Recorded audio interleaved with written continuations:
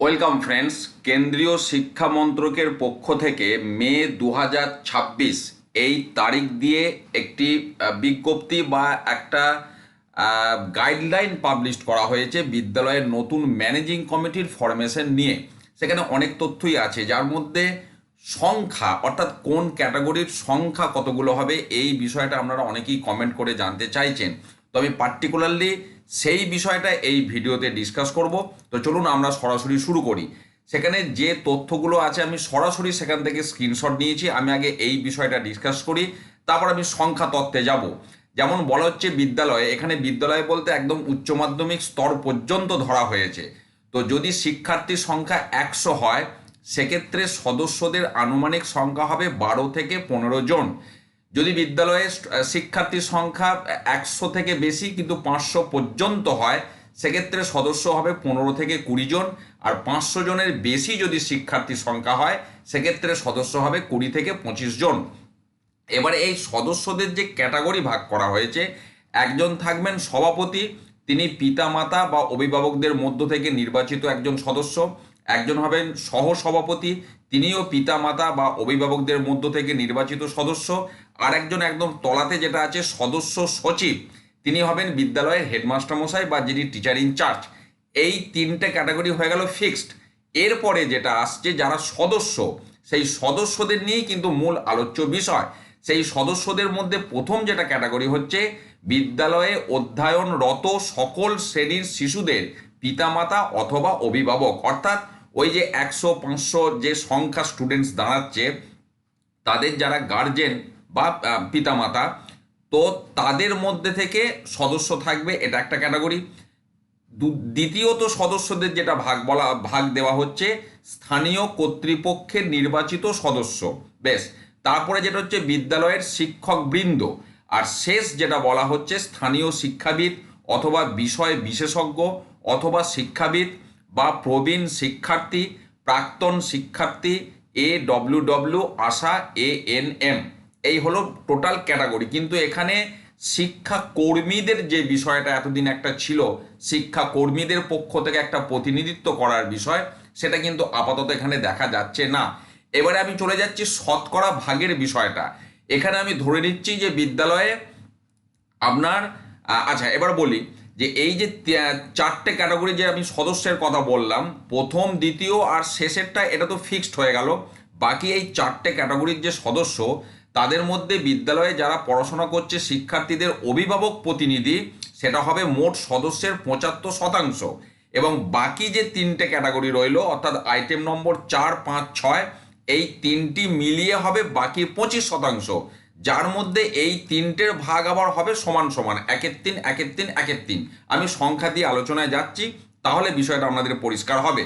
তো ধরে নিই আমরা কোন একটি বিদ্যালয়ে ছাত্র সংখ্যা 100 পর্যন্ত, তাহলে সেক্ষেত্রে ম্যানেজিং কমিটির যে সদস্যদের যে বিষয়টা আসছে, অর্থাৎ এই চারটে ক্যাটাগরি, সেটা হবে 12 থেকে 15 জন। আমি ধরে নিলাম, ম্যাক্সিমাম সংখ্যাটা ধরেই আমি দেখাচ্ছি, তাহলে আমি ধরে নিচ্ছি 15 জন সদস্য। তাহলে তাদের মধ্যে 75% হচ্ছে গার্জেন্স রিপ্রেজেন্টেটিভ, যেটাকে আমরা বলি, তাহলে সেই সংখ্যাটা হচ্ছে 11 জন। তাহলে 11, 15 থেকে 11 চলে গেলে বাকি পড়ে থাকলো 4 জন।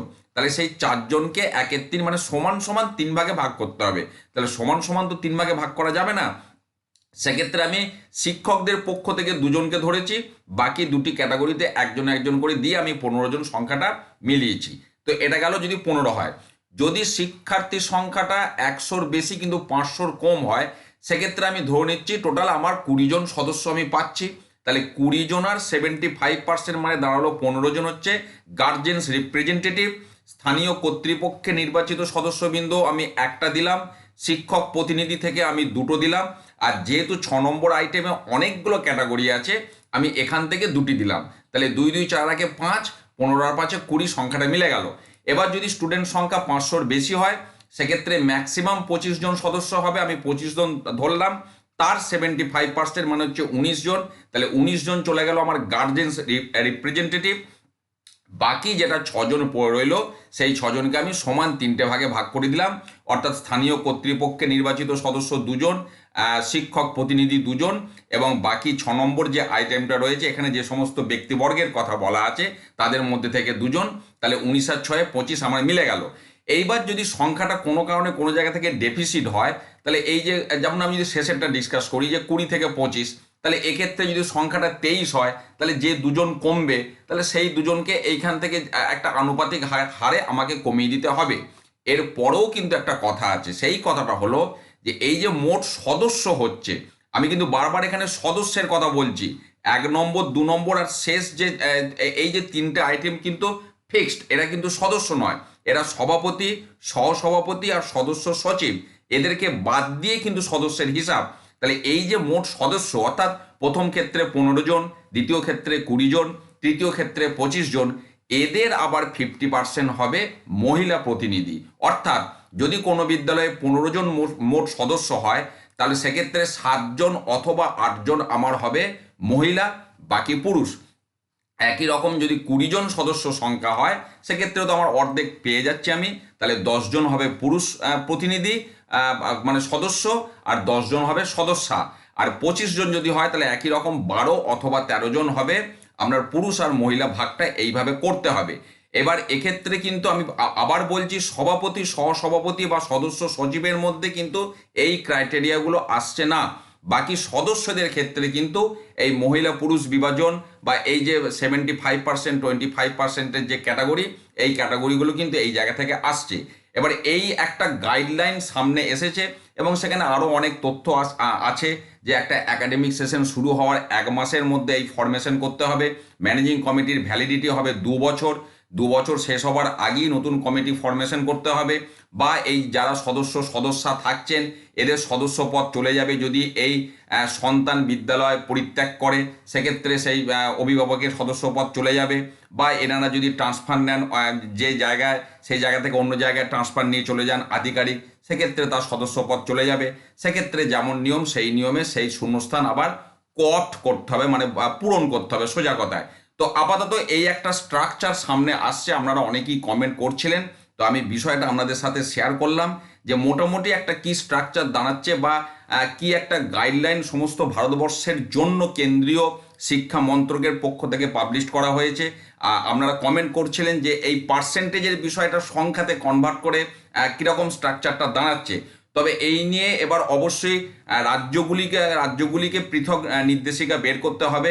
সেই নির্দেশিকা যখন যেমন সামনে আসবে, আমি পশ্চিমবঙ্গের ক্ষেত্রে যখন আলাদা করে পশ্চিমবঙ্গের শিক্ষা দপ্তর থেকে সেই বিজ্ঞপ্তি সামনে আসবে, আমি সেটাও আপনাদের সাথে শেয়ার করব। এবং সেখানে এই স্ট্রাকচারটাকে কিভাবে ধরা হবে, কিভাবে তার ইমপ্লিমেন্টেশন হবে, এখানে যে নির্বাচনের বিষয়টা বলা আছে, সেই নির্বাচনেরও পদ্ধতি উল্লেখ করা আছে। প্রয়োজনে যেমন নির্বাচন হয় সেইভাবেও নির্বাচন করতে হবে, যদি সিলেকশনের মধ্য দিয়ে হয় সিলেকশন, আদারওয়াইজ ইলেকশন, সেই বিষয়গুলি কিন্তু উল্লেখ রয়েছে। এবার পশ্চিমবঙ্গের ক্ষেত্রে সংশ্লিষ্ট দপ্তর থেকে বিজ্ঞপ্তি এলে তখন সেই বিষয়টা আমি আপনাদের সাথে শেয়ার করব। ভালো থাকুন, সুস্থ থাকুন, ধন্যবাদ।